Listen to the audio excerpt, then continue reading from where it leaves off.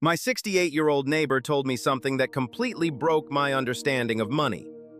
He said he became richer after retirement. No job, no paycheck, yet his wealth kept growing.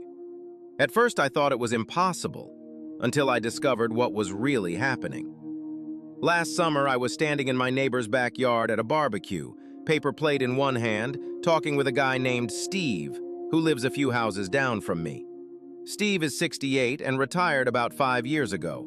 So naturally, I asked him the question everyone asks someone who's retired. How's retirement treating you? I expected the usual polite answer, something like, "It's good, we're getting by." But instead he looked at me, smiled a little, and said something that honestly stopped me in my tracks. Truthfully, I'm doing better financially now than when I was working. I remember just standing there for a second trying to process that sentence. Wait, what? You stop working. You stop earning paychecks. So how in the world do you end up with more money? It sounded almost impossible. And the strange thing was, Steve didn't say it like he was bragging. He said it like it was completely normal. That moment stayed with me for weeks. I kept replaying it in my head. So I started digging into it. I talked to more retirees. I looked at the numbers. I read about how retirement finances actually work. And what I discovered surprised me. Steve wasn't some rare exception. There are actually many retirees whose net worth keeps growing even after they stop working. Before we go deeper into this, welcome to the channel. If you enjoy thoughtful conversations about money, life, and the decisions that shape our future, consider subscribing so you don't miss the next video. Now here's the thing that really made me think differently about retirement. Most of us carry around a very simple mental picture of how money works after we stop working. The story usually goes like this. While you're working, money flows in every month through your paycheck. The day you retire, that flow shuts off. And from that point on, you're living off a pile of savings that slowly shrinks, like a bucket of water with a hole in the bottom. You spend decades building the bucket, and then the rest of your life watching it drain. It's a pretty unsettling image when you think about it. But as I started learning how retirees actually manage their finances, I realized something surprising. For many people, the bucket doesn't drain nearly as fast as we imagine. Sometimes it barely drains at all. And in certain situations, it even grows. The first thing that really changed my perspective was taxes. When you're working, your income moves through a system that takes a piece at almost every step. Federal taxes, state taxes, payroll taxes, Social Security, and Medicare. Before the money even reaches your bank account, a large portion of it has already disappeared. For many people, losing 30 or 40% of their income to taxes isn't unusual. But retirement income often works differently. Instead of one large salary, retirees usually receive money from several different sources: Social Security, retirement accounts, investment income, and sometimes Roth accounts. And the surprising part is that much of this income is taxed more gently. Only part of Social Security may be taxable. Deductions for older adults can reduce taxable income even further. So even if someone lives on less total money than when they were working, they often keep a larger portion of it. When I first realized that, it completely shifted how I thought about retirement income. But taxes were only one piece of the puzzle. Another thing I started noticing was how dramatically spending changes after people stop working. When we're employed full-time, a surprising amount of our money revolves around the job itself. Commuting costs money: gas, maintenance, parking, transit passes. Professional clothing adds up. Daily lunches and coffee runs slowly chip away at your income. But there's also something more subtle happening while we're working. We pay for convenience. When time is scarce, we outsource parts of life. We order takeout instead of cooking. We pay someone to mow the lawn. We hire cleaners to keep the house running smoothly. Retirement quietly flips that equation. Suddenly, time becomes abundant again. People cook more meals at home. They handle small household tasks themselves. They move through their days at a slower pace. And without even trying to cut back, many retirees find their everyday expenses naturally shrinking. Then I stumbled onto something even more powerful: compound interest. When we're young, investing can feel slow and almost disappointing. You put money away every month, watch the account grow a little, and it doesn't feel dramatic. But the real power of compounding shows up after decades. At some point, the growth begins generating more growth. Dividends produce new shares. Interest earns interest. Market gains stack on top of earlier gains. What once felt gradual starts accelerating. I came across examples where someone might have contributed a few $100,000 over their career, but their investment portfolio eventually grew to several times that amount. And here's the fascinating part. That process doesn't stop when someone retires. As long as most of the portfolio remains invested and withdrawals stay reasonable, the investments can continue growing in the background.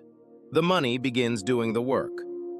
Around that time, I also began looking more closely at Social Security. People often dismiss it as insignificant, but from a retiree's perspective, it plays a very specific role. It provides a steady, predictable income every single month. For many couples, those checks cover a meaningful portion of basic living expenses. And when those essentials are already supported, retirees don't need to withdraw as much from their investments, which means more money stays invested and keeps growing. Another interesting shift happens around age 65 with healthcare.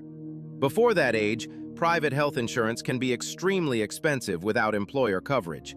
Premiums can easily reach thousands of dollars per month for a couple in their early 60s. But once Medicare begins, costs often stabilize significantly. While Medicare isn't perfect, and many retirees add supplemental plans, the overall expense is often far lower than private insurance. That change alone can free up hundreds or even thousands of dollars every month. Then there's housing. For many people, the home they lived in while raising a family becomes their largest asset by the time retirement arrives. Decades of mortgage payments and rising property values quietly build significant equity. But once the kids move out, that large house often holds more space than life actually requires. So many retirees choose to downsize. By selling a larger home and moving into a smaller one, they can unlock a substantial amount of cash, while also reducing property taxes, maintenance, and utility costs. What used to be tied up in walls and square footage suddenly becomes investable wealth. Something else surprised me too. A lot of retirees don't completely stop earning money. They simply stop working in the traditional sense. Some consult in their old industry a few hours a week. Others turn hobbies into small income streams: photography, tutoring, woodworking, and online shops. The key difference is that they don't rely on that income to survive. Their basic expenses are already covered, so the extra money often goes straight into savings or investments, quietly adding to their financial momentum. And there's another factor that people rarely talk about. Many inheritances occur when people are already in their 60s or 70s. Sometimes it comes from parents passing down assets. Other times it comes from selling long-held investments or properties. Because retirees usually didn't plan their finances around receiving that money, it often becomes an unexpected boost to their net worth. Now, it's important to say this clearly. Not everyone becomes wealthier after retirement. This outcome usually depends on choices made long before retirement begins. People who experience financial stability later in life often spend decades saving consistently, avoiding heavy debt, and living slightly below their means. Retirement tends to amplify those habits. If someone enters retirement with large loans, high spending, or insufficient savings, the financial picture can look very different. But when the foundation is strong, retirement can become something unexpected, a stage where decades of discipline finally begin paying off. And when I think back to that conversation with Steve at the barbecue, I finally understand what he meant.